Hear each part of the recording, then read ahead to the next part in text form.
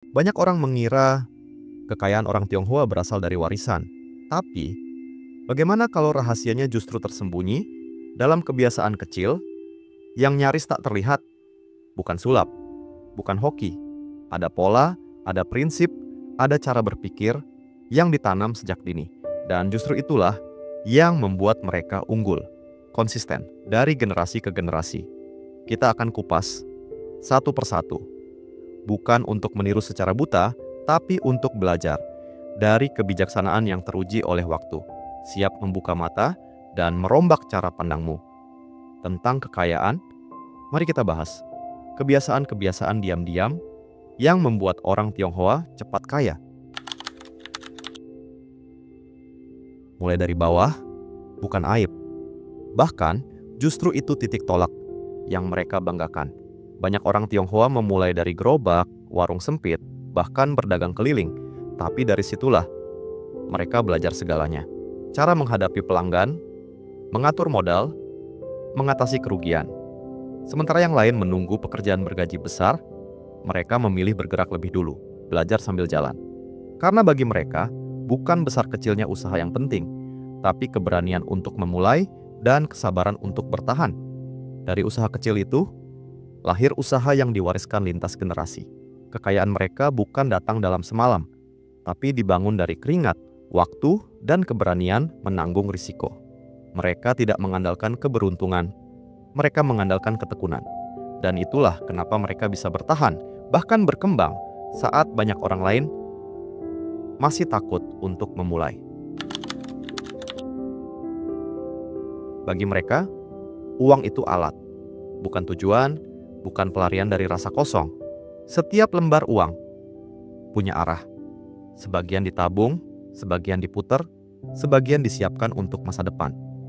Mereka mencatat pemasukan dan pengeluaran sekecil apapun, karena mereka tahu lubang terbesar sering datang dari kebocoran kecil yang tak terasa.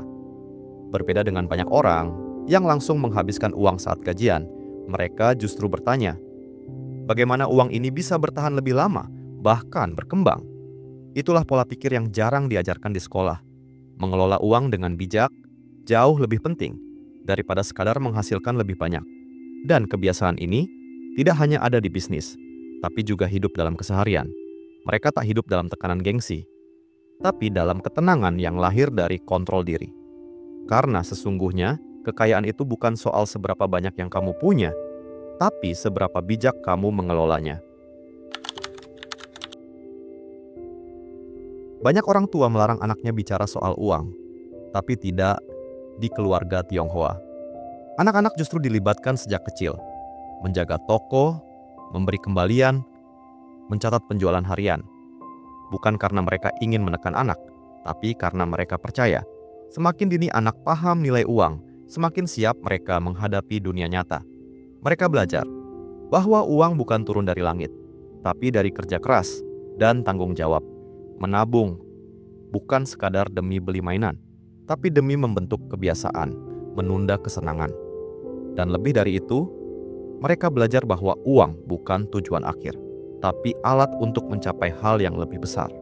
Didikan ini bukan tentang jadi matre, tapi tentang menjadi mandiri. Dan itulah sebabnya, ketika dewasa, mereka tidak panik di tengah krisis. Karena sejak kecil mereka sudah terbiasa menghadapi realita hidup dengan kesadaran finansial yang matang. Bagi mereka, kerja keras bukan cuma cara bertahan hidup, tapi cara untuk menghormati hidup itu sendiri. Tak ada malu, bangun subuh. Tak ada gengsi, lembur hingga malam. Karena mereka percaya hasil tidak akan mengkhianati usaha. Tapi bukan hanya itu, mereka juga merasa bertanggung jawab atas nama baik keluarga. Kerja keras bukan demi uang semata, tapi demi harga diri dan masa depan yang lebih baik. Inilah bedanya. Mereka bekerja bukan karena terpaksa, tapi karena tahu perjuangan itu adalah bagian dari nilai hidup. Dan ketika kerja keras jadi kebiasaan, bukan beban, mereka mampu melakukan hal-hal luar biasa yang bagi orang lain terasa mustahil. Disiplin mereka bukan datang dari motivasi sesaat, tapi dari nilai yang ditanam dan diwariskan. Bahwa hidup layak diperjuangkan, bukan ditunggu. Dalam budaya Tionghoa, ada satu kata yang dijaga seumur hidup, kepercayaan. Saat banyak orang sibuk mengejar keuntungan, mereka lebih dulu membangun hubungan.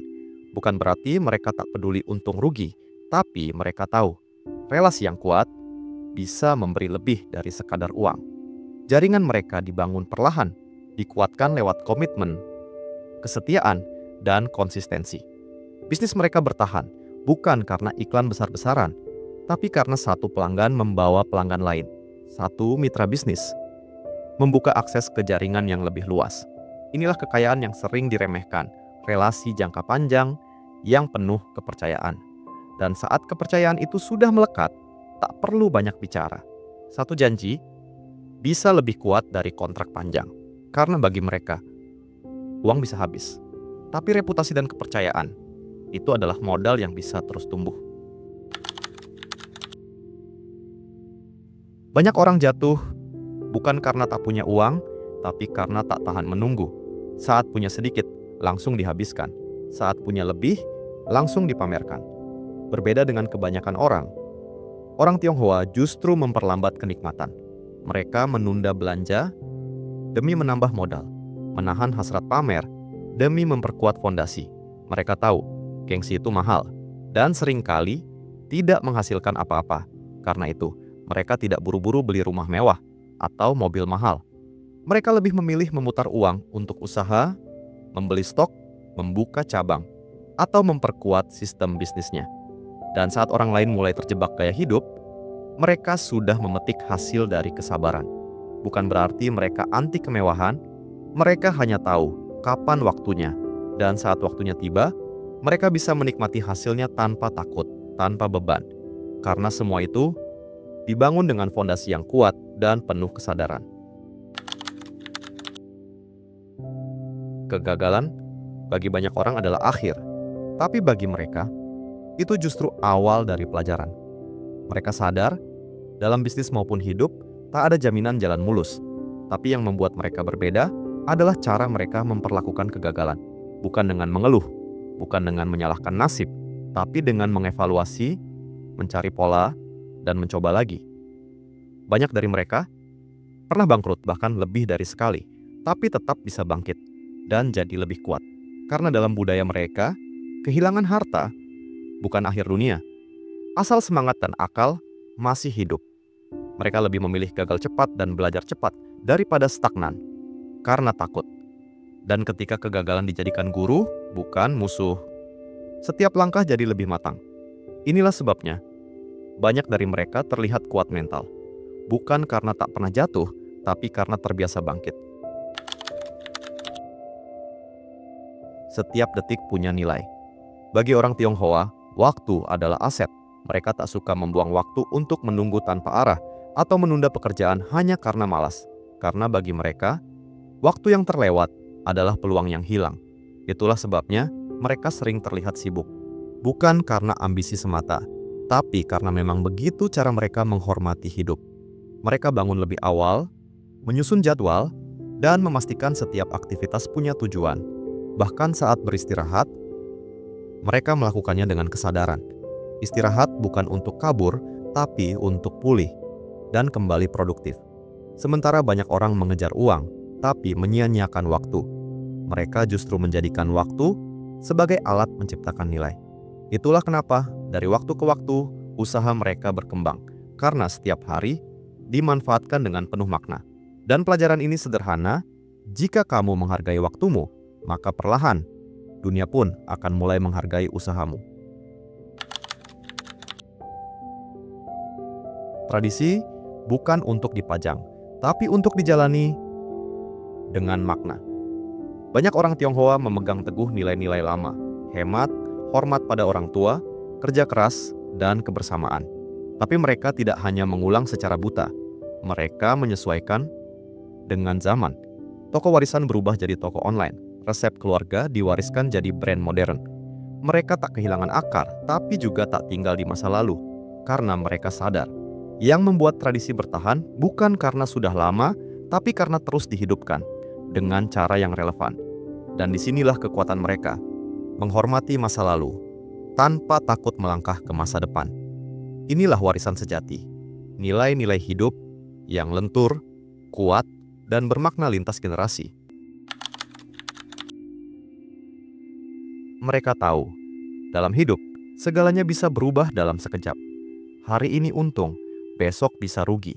Tapi mereka tetap tenang, karena sudah punya rencana cadangan. Mereka tak pernah meletakkan semua telur dalam satu keranjang. Punya lebih dari satu sumber penghasilan. Kalau usaha satu goyah, yang lain menopang. Mereka siapkan dana darurat, jaringan relasi yang bisa diandalkan, dan mental adaptif yang terlatih oleh pengalaman. Semua itu bukan karena paranoid, tapi karena mereka realistis. Dan justru karena siap, mereka tak mudah panik saat krisis datang. Inilah rahasia ketenangan mereka. Bukan karena tidak takut, tapi karena sudah siap. Banyak orang mengejar kekayaan karena takut miskin, tapi orang Tionghoa mengejarnya karena ingin memberi rasa aman bagi keluarga, memberi arti bagi hidup. Uang bagi mereka bukan untuk disombongkan, tapi untuk dimanfaatkan sebaik-baiknya, untuk menyekolahkan anak, membantu kerabat, membangun usaha yang memberi manfaat, bahkan menyumbang diam-diam tanpa pamrih. Karena bagi mereka, kaya bukan soal angka, tapi tentang warisan nilai yang ditinggalkan. Mereka sadar, yang paling mahal dalam hidup bukan apa yang kamu punya, tapi apa yang kamu berikan. Itulah kenapa mereka terus bekerja keras. Bukan karena tamak, tapi karena mereka ingin hidupnya punya makna. Sekarang kamu tahu, bukan warisan yang membuat mereka kaya, tapi pola pikir dan kebiasaan yang dijalani secara konsisten. Pertanyaannya, dari semua kebiasaan tadi, mana yang sudah kamu miliki dan mana yang siap kamu mulai hari ini? Kalau video ini membuka perspektif baru buatmu, jangan simpan sendiri. Bagikan ke teman atau keluargamu. Siapa tahu ini bisa jadi awal perubahan mereka juga. Klik like kalau kamu merasa terinspirasi dan subscribe agar kamu nggak ketinggalan konten-konten penuh makna seperti ini. Tulis di kolom komentar, kebiasaan mana yang paling ingin kamu terapkan lebih dulu. Kita bangun ruang belajar bareng di sini. Karena ingat, kekayaan sejati bukan diwariskan, tapi dibangun. Dan kamu bisa memulainya dari sekarang.